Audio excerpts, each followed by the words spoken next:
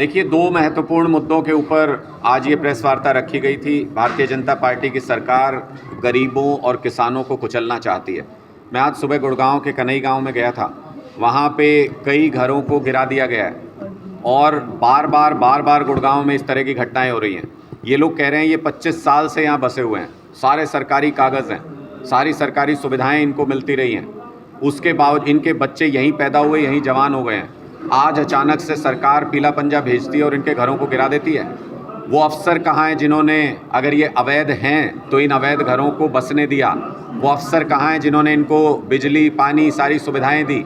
जब तक उन अफसरों को सरकार लाइन में खड़े करके सज़ा नहीं देती, तब तक किसी भी तरीके की कार्रवाई गरीब लोगों के ऊपर, गरीब परिवारों के ऊपर सरकार का अत्याचार है। लोग इसका मुंहतोड़ जवाब आने वाले समय में देंगे, आम आदमी पार्टी के कार्यकर्ताओं के साथ मिल के देंगे।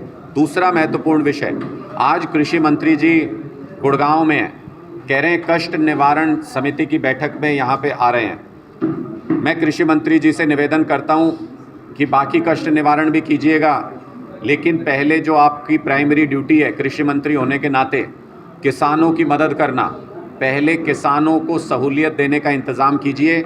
किसानों का बाजरा मंडियों में पड़ा है, 70% बाजरे को ये कहा जा रहा है कि क्वालिटी ख़राब है, कहीं विदेश से तो लाए नहीं है, इसी देश के अंदर पैदा हुआ है, इसी ज़मीन में पैदा हुआ है। जानबूझकर सरकार साजिश करके प्राइवेट वेंडर्स को फ़ायदा पहुंचाने के लिए ये सारे के सारा ड्रामा कर रही है।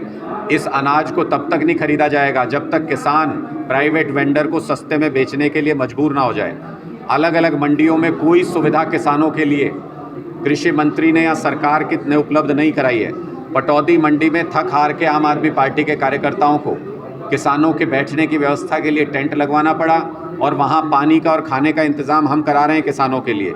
लेकिन जो अन्नदाता है, जो पूरे देश को खिलाता है, उसका ऐसा अपमान भारतीय जनता पार्टी की सरकार में हो रहा है कि ना उनको एमएसपी मिल रहा है, ना सरकारी खरीद समय पे शुरू हो रही है, ना जानबूझ के सरकारी खरीद को रोका जा रहा है प्राइवेट वेंडर को फ़ायदा पहुंचाने के लिए क्वालिटी ख़राब बता के।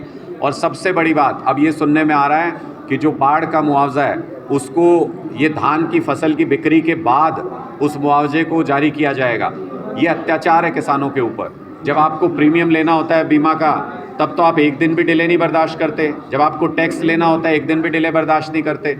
गरीबों और किसानों के खिलाफ भारतीय जनता पार्टी की सरकार खड़ी है, इसलिए 2024 में इस सरकार का गिरना तय है। लोग इसको नेस्तो नाबूद कर देंगे इस सरकार को, और आम आदमी का राज लेके आएंगे 2024। अनुराग जी, आज ही कृषि मंत्री ने बयान दिया था कि सबसे ज़्यादा एमएसपी देने वाला हरियाणा जो है प्रदेश है, सरकार यहाँ से सबसे ज़्यादा किसानों को एमएसपी देती है। एमएसपी देते ही तो नहीं, यही तो लड़ाई है। किस चीज़ का एमएसपी देते हैं? धान की खरीद एमएसपी पे शुरू हो गई क्या हरियाणा के अंदर?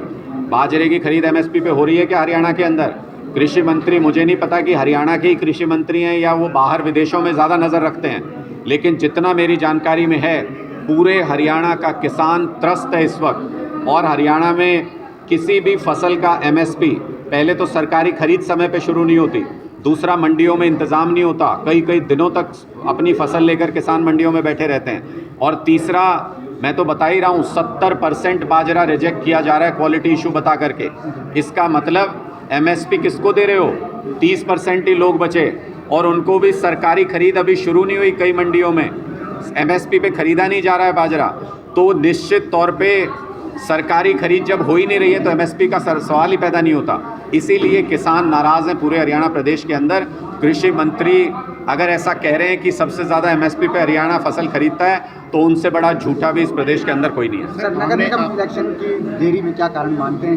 भारतीय जनता पार्टी लोकतंत्र से डरने लगी है। भारतीय जनता पार्टी को अब हरियाणा में किसी भी चुनाव से डर लगता है। जब से सरपंची के चुनाव हुए हैं, गांव के अंदर चुनाव हुए हैं, एक भी बीजेपी के कार्यकर्ता को सरपंची की सीढ़ी नहीं चढ़ने दिया हरियाणा के लोगों ने। तब से भारतीय जनता पार्टी में डर और भय का माहौल है। तब से भारतीय जनता पार्टी ना निकाय चुनाव करा रही है, ना निगम चुनाव करा रही है। अम्बाला लोकसभा का उपचुनाव होना चाहिए था, वो नहीं कराया। साफ तौर पे भारतीय जनता पार्टी लोकतंत्र से डर रही है, लोगों के वोट से डर रही है।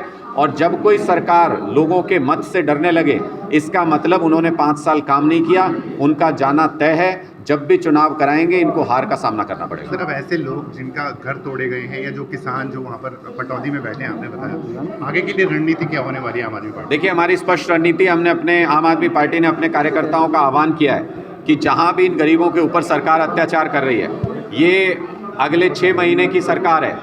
6 महीने बाद अफसर इनकी बात मानना बंद कर देंगे क्योंकि ये सत्ता से बाहर जा रहे हैं। इसलिए 6 महीने तक गरीबों के अधिकारों की रक्षा करना और किसानों के अधिकारों की रक्षा करना, ये आम आदमी पार्टी के कार्यकर्ताओं का भी उतना ही फ़र्ज़ है जितना खुद गरीबों का और किसानों का।